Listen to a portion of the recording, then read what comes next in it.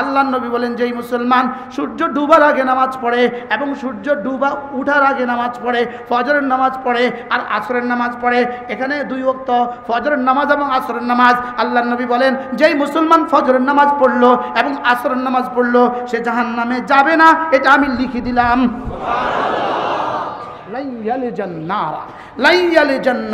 জাহান্নামে যাবে না। যেই মুসলমান কয় ওয়াক্ত পড়ে, এর অর্থ কি বাকি 3 ওয়াক্ত না পড়লে হবে? এর অর্থ কি এটা?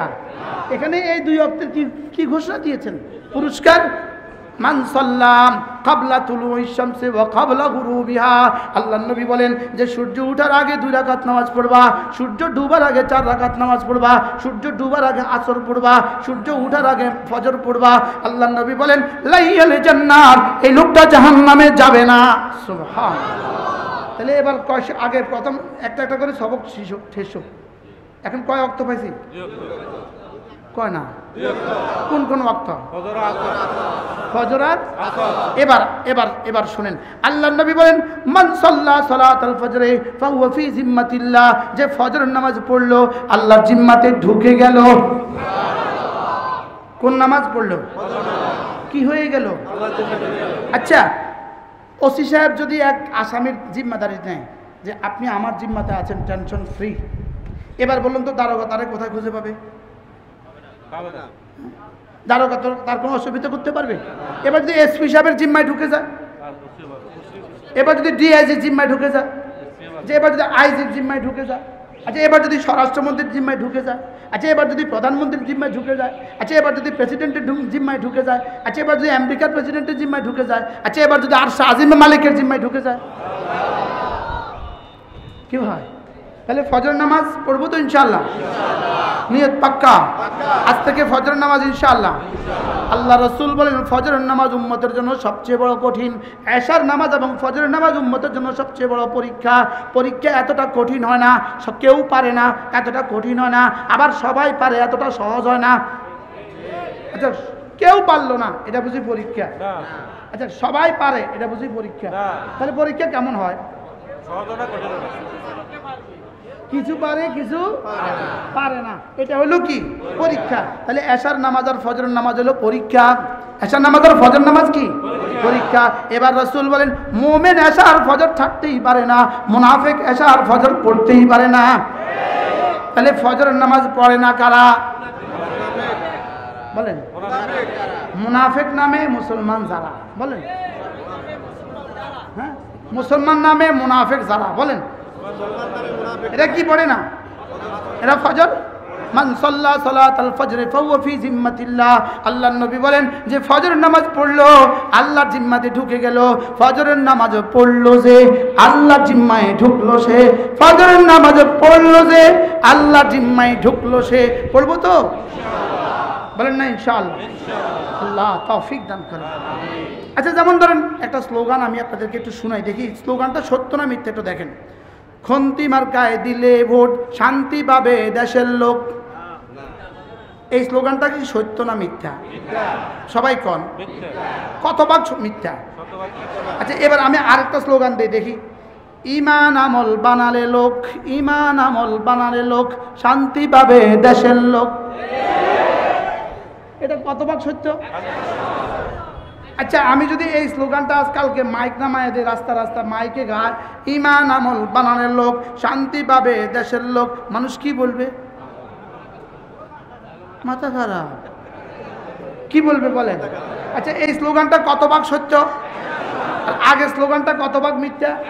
তো ওই স্লোগানটা 70 লাখ বার দিলেও মাথা খারাপ হয় না, আর এটা 3 বার দিলে মাথা খারাপ হয়। ব্যাপারটা কি? হ্যাঁ, এবার কার মাথা খারাপ? হ্যাঁ, তাহলে স্লোগানটা দেন, ইমান আমল বানালে লোক শান্তি পাবে দেশের লোক। সত্য? কত ভাগ সত্য? হ্যাঁ,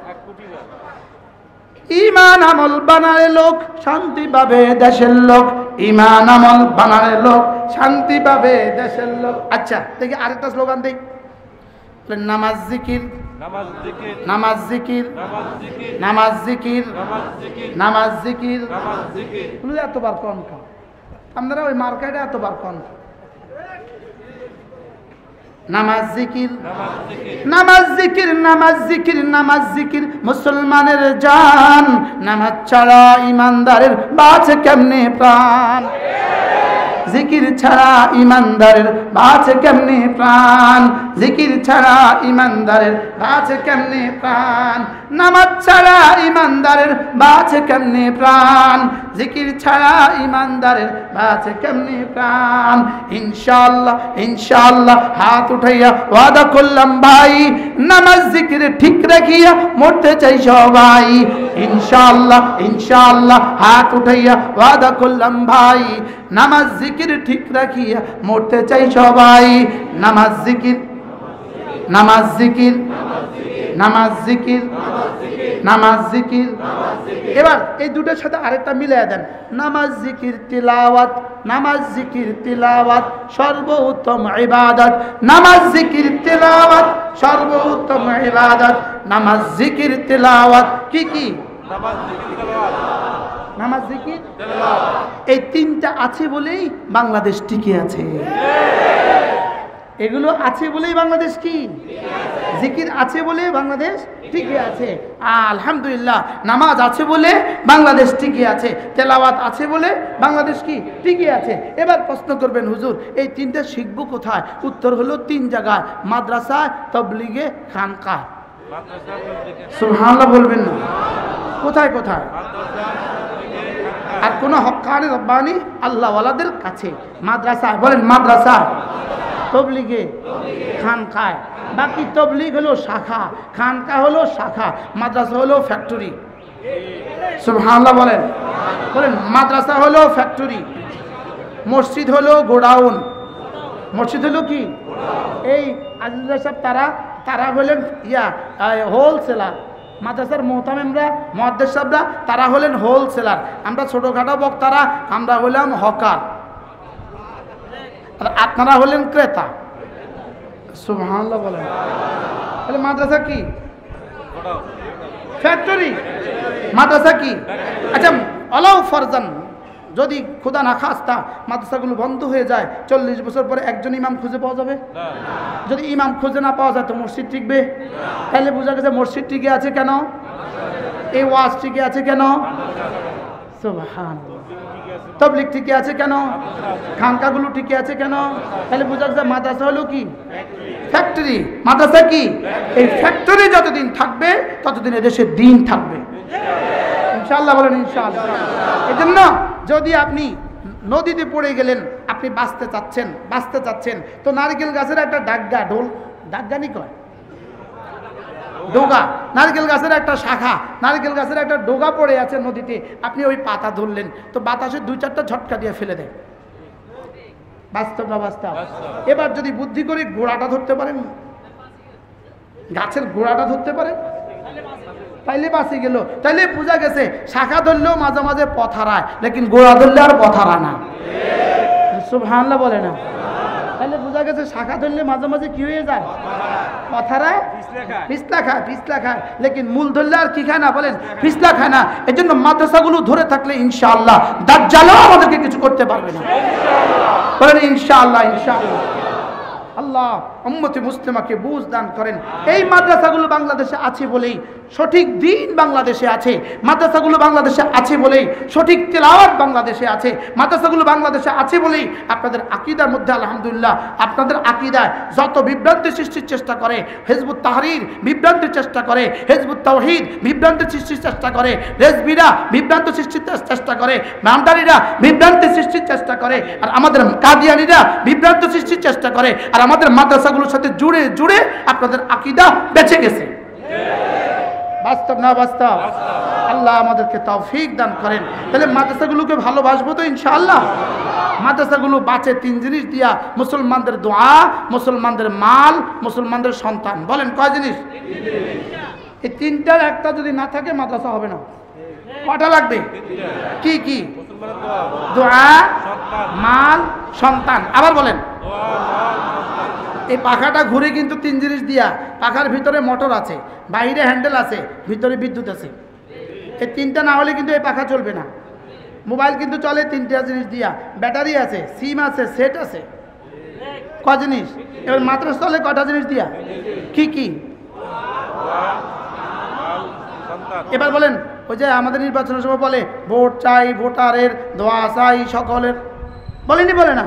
তা আমরাও সন্তান চাই সন্তানওয়ালাদের, মাল চাই মালওয়ালাদের, দোয়া চাই সকলের। দোয়া চাই কি? তাহলে সকলের কাছে 1 নম্বর দোয়া, আল্লাহ বাংলাদেশের সবগুলো মাদ্রাসাকে হেফাজত করেন। 2 নম্বর আবদার আপনাদের কাছে, সন্তানগুলোকে দিন শিখাবেন। এজন্য আমি প্রতিদিন স্লোগান শিখাই, আলহামদুলিল্লাহ, ইনশাআল্লাহ ইনশাআল্লাহ, হাত উঠাইয়া ওয়াদা করলাম ভাই, ছেলে মেয়েকে দিন শিখাইয়া মরতে চাই সবাই, ছেলে মেয়েকে দিন শিখাইয়া মরতে চাই সবাই, ইনশাআল্লাহ ইনশাআল্লাহ, হাত উঠাইয়া ওয়াদা করলাম ভাই, ছেলে মেয়েকে দিন শিখাইয়া মরতে চাই সবাই। ছেলে মেয়েকে কি? আমি বলবো ছেলে মেয়েকে, আপনি বলবেন দিন শিখাইয়া। ছেলে মেয়েকে, ছেলে মেয়েকে কবে শিখবেন? কবে শিখাবেন? মওতের পরে। আমি বৃদ্ধাশ্রমে যাওয়ার পরে। আপনি বৃদ্ধাশ্রমে যাওয়ার পরে শিখাবেন? জোরে কয় না। আপনি বৃদ্ধাশ্রমে যাওয়ার পরে শিখাবেন না এখন থেকে শিখাবেন? বৃদ্ধাশ্রমে কারা যায়? যারা বাচ্চাকে মাদ্রাসায় দেয় নাই, এরা বৃদ্ধাশ্রমে যায়। এরা কোথায় যায় বলেন? একবার আমি ব্রাহ্মণপাড়ার এদিকে এক মাদ্রাসায় গেছি মাহফিলে।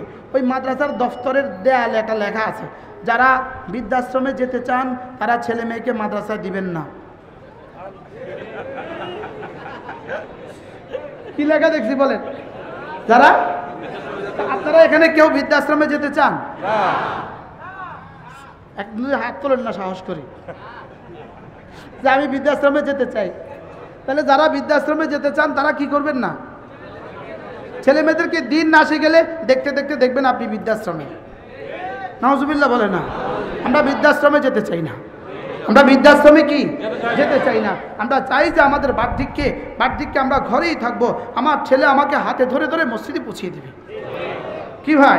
তাহলে আমার ছেলেকে আমি দিন শিখাবো তো ইনশাআল্লাহ। তাহলে মাদ্রাসা কয় জিনিসের নাম? কি কি? মুসলমানদের দোয়া, মুসলমানদের মাল, মুসলমানদের সন্তান। তাহলে এই মাদ্রাসাটাকে মহব্বত করবো তো ইনশাআল্লাহ। কয়টা দিয়ে মহব্বত করবেন? কি কি? দোয়া, মাল, সন্তান। তো দোয়া দিবেন কে কে? সকলে। আর মাল দিবেন কে কে? মালওয়ালারা। আর সন্তান দিবেন কে কে? আবেগে করবো সবাই দিবে, তার বলা নয়তো না, হাতে দিব কত? কি ভাই? আল্লাহ তাআলা মেহেরবানি করে আমাদের সকলকে তৌফিক দান করেন। ছোট্ট একটা মাদ্রাসার এত বড় আয়োজন, একটু বরকতের জন্য প্রত্যেকেই পকেটে হাত দেন।